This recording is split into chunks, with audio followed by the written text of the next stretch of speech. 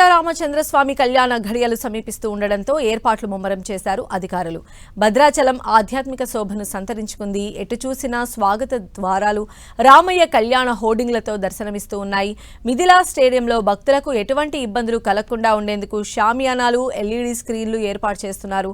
భారీగా భక్త జన సందోహం తరలి రానుండడంతో పార్కింగ్ ఏర్పాట్లు చేశారు. ఇక గోదావరి నది పరివాహక ప్రాంతంలో స్నాన ఘట్టాలను సిద్ధం చేశారు.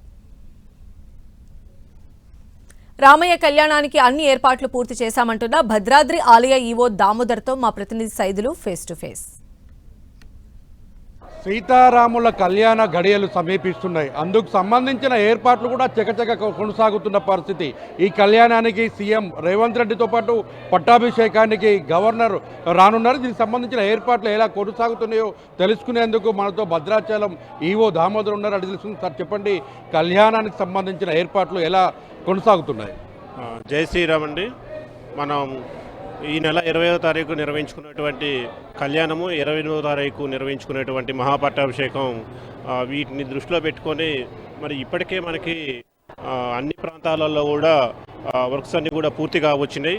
మన గోదావరి ఘాట్ ఏరియా ప్రాంతంలో ప్రత్యేకంగా పెండాల్స్ ఏర్పాటు చేసి 4.5 లక్షల చదరపు అడుగులతోనే పెండాల్స్ ఏర్పాటు చేయడం జరిగింది. స్నానం ఆచరించి అక్కడ దుస్తులు చేంజ్ చేసుకోవడానికి కూడా ప్రత్యేకంగా ఏర్పాట్లు చేసినాం. మరి ఈ భక్తుల రద్దీ దృష్ట్యా మరి కళ్యాణం అయిపోయిన తదుపరి తలంబ్రాల డిస్ట్రిబ్యూషన్ కోసం ఈసారి అధిక సంఖ్యలో 80 కౌంటర్లు భద్రాచలం పట్టణంలో కూడా మొత్తం 15 ప్రదేశాలలో ప్రత్యేకంగా ఏర్పాటు చేయడం జరిగింది.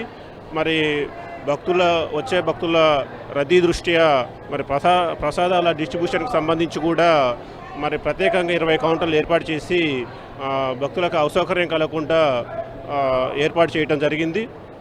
అదేవిధంగా భద్రాచలం రాలేని భక్తులను దృష్టిలో పెట్టుకొని కూడా మనం ఆర్టీసీ కార్గో సేవలు, తర్వాత పోస్టల్ శాఖ వారి సేవల ద్వారా వాళ్ళు బుక్ చేసుకొని ఇంటికే తలంబ్రాలు పంపేటువంటి కార్యక్రమాన్ని కూడా చేపట్టడం జరిగింది. అది కాకుండా మనకి దేవస్థానం వెబ్సైట్ ఉన్నది, దాంట్లో కూడా ప్రత్యేకంగా తలంబ్రాలు బుక్ చేసుకోవడానికి కూడా ఏర్పాటు చేసి ఉన్నాం. అంటే జనరల్గా సీఎం షెడ్యూల్ ఎలా ఉంది సార్? ఎన్నింటికి వస్తారు? పట్టు తలంబ్రాలు, వస్త్రాలకు సంబంధించినవి ఎవరు సమర్పిస్తున్నారు? మనకి ఎవ్రీ ఇయర్ సంప్రదాయం ప్రకారంగా రాష్ట్ర ప్రభుత్వం నుంచి గౌరవ ముఖ్యమంత్రి వర్యులు పట్టు వస్త్రాలు, తలంబ్రాలు సమర్పించేటువంటి సాంప్రదాయం ఉన్నది.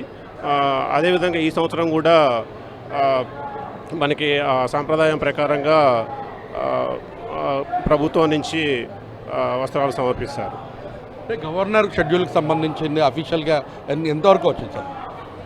నిన్ననే మేము గవర్నర్ గారు కలిసి వారికి రావాల్సినదిగా ఆహ్వానించడం జరిగింది.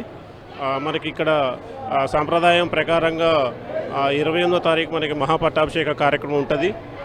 దానికి వారు రావడం జరుగుతుంది. జనరల్గా వేసవి ఎక్కువగా ఉన్న నేపథ్యం, ఇటు గోదావరిలో స్నాన ఘట్టాల దగ్గర ఎలాంటి ఏర్పాటు చేశారు?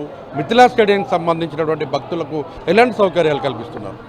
మనకి ముఖ్యంగా కళ్యాణం జరిగే మిథిలా స్టేడియం ప్రాంతంలో ఇక్కడ మొత్తం కూడా 26 సెక్టార్లుగా విభజించుకొని మరి ప్రతి సెక్టార్లో కూడా ఫ్యాను, కూలర్లు, తర్వాత కూల్గా ఉండేదానికి వాటర్ ఫాగింగ్ ప్రత్యేకంగా ఏర్పాటు చేయడం జరుగుతుంది. మరి కళ్యాణాన్ని వీక్షించడానికి కూడా ప్రతి సెక్టార్లో కూడా ఎల్ఈడి స్క్రీన్స్ ఏర్పాటు చేయడం జరిగింది. అదేవిధంగా మన భద్రాచలంలో ఏర్పాటు చేసేటువంటి పార్కింగ్ ప్రదేశాలలో కూడా మన ఈసారి ప్రత్యేకంగా ఎల్ఈడి స్క్రీన్స్ ఏర్పాటు చేసి కళ్యాణాన్ని వీక్షించడానికి ఏర్పాట్లు చేసి ఉన్నాం. దేవాదాయ శాఖ మంత్రి కొండా సురేఖతో పాటు పలువురు మంత్రులు కూడా పాల్గొని ఈ కార్యక్రమంలో పాల్గొంటారని కూడా ఈవో దేవాదాయ శాఖ చెప్తున్న పరిస్థితి. రియాతో సైతులు భద్రాచలం.